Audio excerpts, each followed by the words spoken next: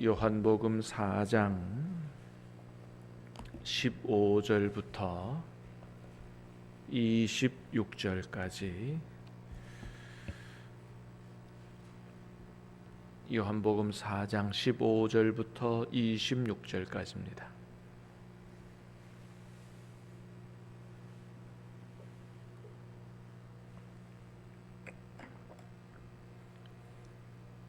여자가 이르되 주여 그런 물을 내게 주사 목마르지도 않고 또 여기 물 기르러 오지도 않게 하옵소서.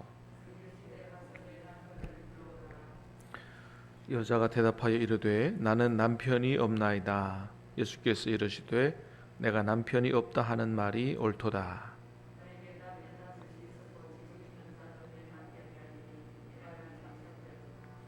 여자가 이르되 주여 내가 보니 선지자로소이다.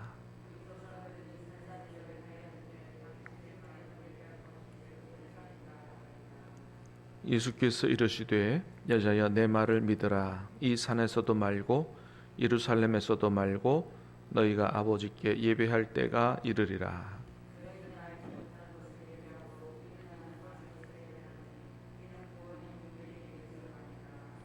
아버지께 참되게 예배하는 자들은 영과 진리로 예배할 때가 오나니 곧 이때라. 아버지께서는 자기에게 이렇게 예배하는 자들을 찾으시느니라.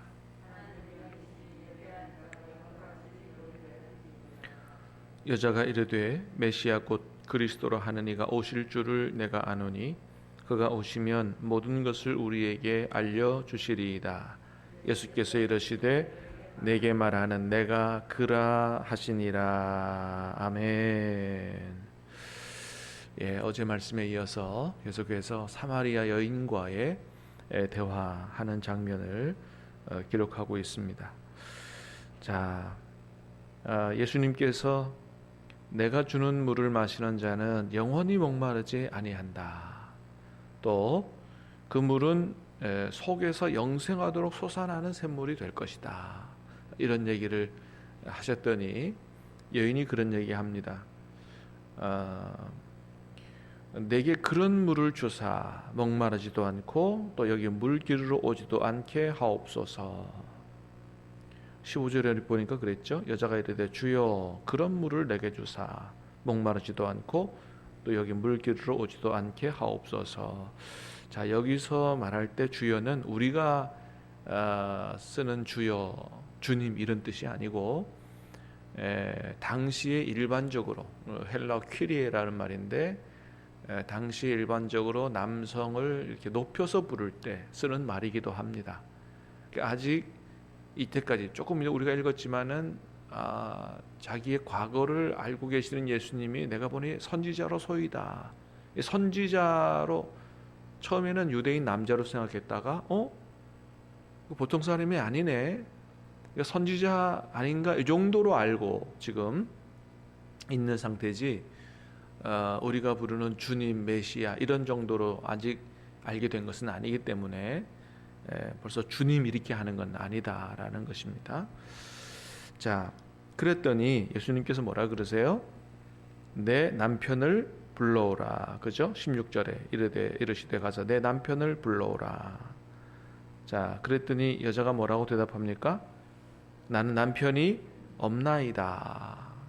나는 남편이 없나이다. 그랬더니 예수님 말씀하십니다. 내가 남편이 없다 하는 말이 옳도다. 왜 그래요? 자, 18절 시작. 너에게 남편 5이 있었고 지금 있는 자도 내 남편이 아니니 내 말이 참되도다. 네가 이제까지 남편 5이 있었고 이건 결혼 실질적으로 합법적으로 결혼한 남편이죠. 그러니까 지금 사는 또 다른 남자, 이 남자도 내 남편이 아니니 합법적으로 뭔가 이렇게 정식 결혼 절차를 밟거나 결혼 예식을 거치지 않은 그런 남자이니 내 말이 참되다. 그러니까 이 여자가 깜짝 놀란 거죠. 아니 내가 이전에 남편 5이 있었고 6번째 남자랑 사는 것을 이 사람이 어떻게 알지? 보통 사람이 아니라는 거죠. 뭔가를 꿰뚫어 볼 수 있는 이런 사람이다. 그래서 19절에 뭐라 그래요? 주여 내가 보니 선지자로소이다. 사실 선지자 정도가 아니죠. 하나님이시고 메시아시고 그러죠. 여러분, 주님은 하나님이시기 때문에 모든 것들을 다 알고 계시는 줄로 믿습니다. 우리 인생의 과거와 현재를 다 알고 계시는 분이다. 우리 생각하는 것까지 다 알고 계신다. 여러분, 요한복음 2장에서 우리 그런 말씀을 읽었었는데 한번 볼까요? 요한복음 2장 23절부터 25절, 2장 23절로 25절까지 자, 같이 한번 읽겠습니다. 시작.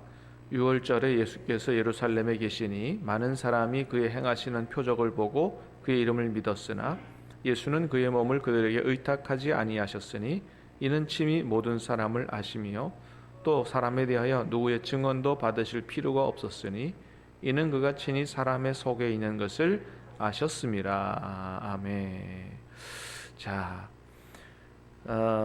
예수님께서 표적을 행하셨을 때, 기적을 행하셨을 때 사람들이 그 행하시는 기적을 보고 예수님 믿었다는 거예요. 그럼에도 불구하고 이렇게 예수님이 그들을 온전히 의탁하지, 신뢰하지 않았다. 왜요? 모든 사람을 아시기 때문이다. 이는 친히 사람의 속에 있는 것을 아신다. 그러니까 예수님을 표적 보고, 예수님이 행하시는 기적 보고 사람들이 믿었지만은, 그러나 그 믿음이 참된 믿음이 아니라는 걸 아신 거죠. 기적을 보고 뭔가 이렇게 예수님의 능력을 믿고 뭔가 얻어보려고 하는 이런 정도지, 진짜 예수님이 메시아임을 알고 진짜 정말 예수님을 믿는, 여러분, 정말 예수님을 믿는다는 게 뭘까요? 그건 간단히 한마디로 하면 예수님을 주님으로 영접하고 주님의 말씀을 듣고 순종하며 사는 것, 이게 진짜 예수님을 믿는 거예요. 예수님이 하나님이시다, 예수님이 능력이 많으시다, 그냥 이런 걸 아는 것 정도로 이게 믿는 게 아니고 진짜 예수님의 말씀을 듣고 순종하여 살기로 결단하고 그렇게 사는 거, 이게 진짜 예수님을 믿는 거죠. 자, 그러니까 예수님이 다 이런 사람들의 속마음을 아신다는 겁니다. 특별히 맨 밑에 아까 있었던 친히 사람의 속에 있는 것을 아셨다라고 할 때의 그 시제가 미완료형이에요. 미완료형은 뭐예요? 완료되지 않았다는 거죠. 그러니까 사람의 속에 있는 것을 과거에서부터 현재까지 다 알고 계시는 분이다. 우리의 속에 있는 것들을 다 알고 계시는 분이라는 거예요. 우리가 어떻게 살아왔고 우리가 지금 어떤 생각을 하고 살고 있는지를 다 알고 계신다. 그래서 여러분, 우리 속에 있는 것들을 숨길 필요가 하나도 없어요. 왜? 다 아시기 때문에. 우리 안에 있는 죄들도 다 알고 계세요. 우리 안에 있는 생각들, 걱정들, 문제들 다 알고 계세요. 그래서 죄는 회개해야 되고 문제들은 하나님 앞에 내어놓고 문제 없는 척 할 필요가 없어요. 다 내어놓고 주님의 도우심을 간구하는 게 중요하다. 여러분, 주님은 우리를 도와주시기를 원하시는 분인 줄로 믿습니다. 그래서 성령님까지 보내주셨잖아요. 성령님의 뜻은 뭐예요? 보혜사의 뜻은 우리를 도와주시러 오시는 분이라는 거예요. 그렇습니다. 그래서 오늘 이 아침에 우리 안에 있는 모든 것들을 다 내어놓고 주님 앞에 간구하는, 그리고 주님의 용서하심과 주님의 도우심을 얻는 복된 아침 되시기를 예수님 이름으로 축복합니다. 자, 그리고 이번에는 예수님이 보통 분이 아니라는 걸 알게 된 이 여자가 대화의 주제를 바꾸어서 예배에 대해서 질문을 합니다. 자, 20절 시작. 우리 조상들은 이 산에서 예배하였는데 당신들의 말은 예배할 곳이 예루살렘에 있다 하더이다. 이제 예배에 대해서 질문하는데, 우리 조상들은 이 산에서 예배하였는데, 이 산은 사마리아 땅에 있는 그리심산을 얘기하는 거예요. 당신들의 말은 예배할 곳이 예루살렘에 있다 하더이다. 원래 하나님께서 예배하도록 정하신 곳은 예루살렘이 맞아요. 예루살렘에 있는 성전. 다른 곳에서 짐승 잡아서 제사하지 말라. 왜? 우상에게 예배할 염려가 있었기 때문에 예루살렘에 와서 해라 그랬습니다. 그래서 큰 절기 때마다 모든 사람들이 다 예루살렘 성전으로 모이는 거죠. 그런데 이제 남북 이스라엘이 갈리고 나서 더 이상 북쪽 백성들이 남쪽으로 내려가지 못하도록 그 예루살렘에 있는 성전 제단보다 2배나 큰 제단을 이 땅에 세워놓은 거예요. 뭐 베델에도 세워놓고 그런 거죠. 그래서 이 북이스라엘 사람들, 이 사마리아 사람들은 이 북쪽 산에서 예배했고 또 유다 사람들은 예루살렘에서 예배했다 그죠. 자, 그랬더니 예수님 뭐라고 말씀하세요? 21절 시작. 예수께서 이르시되 여자야 내 말을 믿으라. 이 산에서도 말고 예루살렘에서도 말고 너희가 아버지께 예배할 때가 이르리라. 여자여, 여기도 이제 귀나이라고 하는 말이 쓰였어요. 이거는 높여 부르는 말입니다. 번역을 그렇게 해놔서 그렇지. 자, 내 말을 믿으라. 뭐예요? 정말 중요한 말씀을 하신다. 진리의 말씀을 하신다. 이 산에서도 말고 예루살렘에서도 말고 너희가 아버지께 예배할 때가 이르리라. 그러니까 장소가 중요하지 않는 때가 온다는 거예요. 예수님 이전에는 장소가 중요했어요. 그런데 예수님 이후로는 장소가 중요하지 않다. 자, 23절 24절 시작. 아버지께 참되게 예배하는 자들은 영과 진리로 예배할 때가 오나니 곧 이때라. 아버지께서는 자기에게 이렇게 예배하는 자들을 찾으시느니라. 하나님은 영이시니 예배하는 자가 영과 진리로 예배할지니라.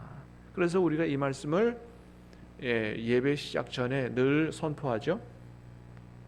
아버지께 참되게 예배하는 자들은 영과 진리로 예배할 때가 온다. 곧 이때라. 이제 예수님 때로부터 새로운 예배의 시대가 열렸다는 거예요. 자, 그러면 어떻게 예배하는 것들이 참된 예배입니까? 영과 진리로 예배하는 거죠. 하나님은 이렇게 예배하는 자들을 찾으신다는 거예요. 이 찾다가 이게 제테오라는 단어인데 열망하여 찾다는 거예요. 하나님께서 정말 참되게 예배하는 자들을 정말 애타게 찾는다는 거죠.